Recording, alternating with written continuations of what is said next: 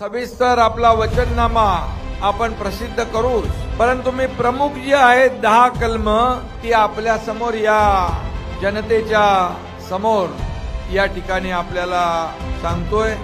जे आम्ही बोलतो ते करून दाखवतो आणि म्हणून लाडक्या बहिणींना 1500 वरून 2100 रुपये 2100 रुपये देण्याचं आम्ही या ठिकाणी जाहीर करतो।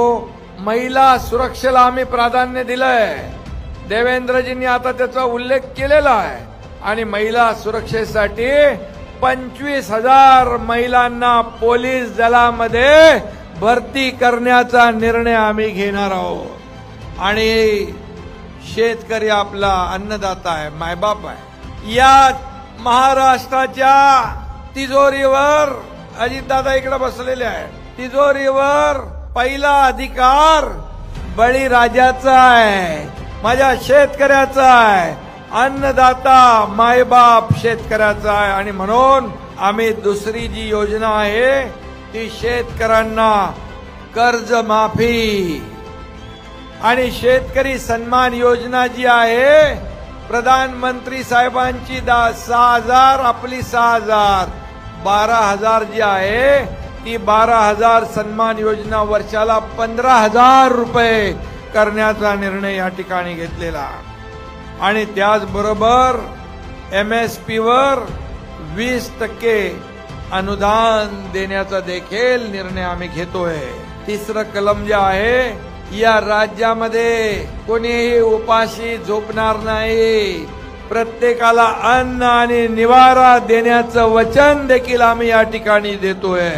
हे महाराष्ट्र पुरोगामी राज्य आहे आणि या महाराष्ट्रामध्ये कोणी भुकेला राहता कामा नये ही आमची प्रामाणिक भावना आहे। चौथं जे आहे वृद्ध पेन्शन धारकांना 1500 रुपयावरून 2100 रुपये देण्याचं या ठिकाणी वचन आम्ही देतोय।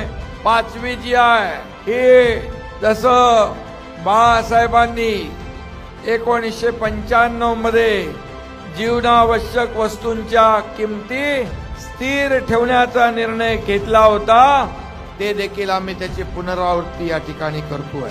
बांधवांनो आणि भगिनींनो, 6वं जे आमचं कलम आहे ते 25 लाख रोजगार निर्मिती, तसेच 10 लाख विद्यार्थ्यांना 10,000 रुपये महिन्याला विद्या वेतन म्हणजे स्टायपंड देण्याचा देखील निर्णय आपण घेतोय।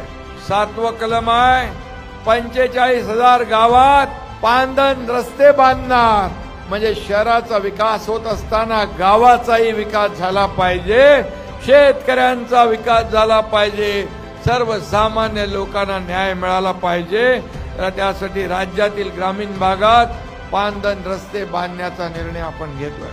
8वं कलम आहे अंगणवाडी आणि आशा सेविकांना रुपये 15,000 त्यांना विमा सुरक्षा कवच देण्याचा निर्णय आणि महिन्याला 15,000 रुपये वेतन जे काय अनुदान आहे। 9वं जे आहे हे सर्वसामान्यांसाठी, मग अगदी गरिबापासून मध्यमवर्गीयापासून सगळ्यांनाच हे लाभदायक होईल।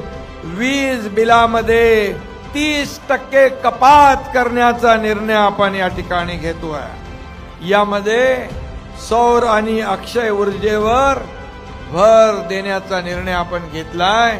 आता मगाशी अजितदादांनी सांगितलं शेतकऱ्यांना आपण दिवसा वीज देण्याचा निर्णय आपण घेतलाय, त्यासाठी या बिलाचं देखील शेतकऱ्यांना तर आपण अगोदरच 7.5 HP पंप चालवणाऱ्या शेतकऱ्यांना वीज बिल माफ करण्याचा निर्णय ऑलरेडी घेतलाय।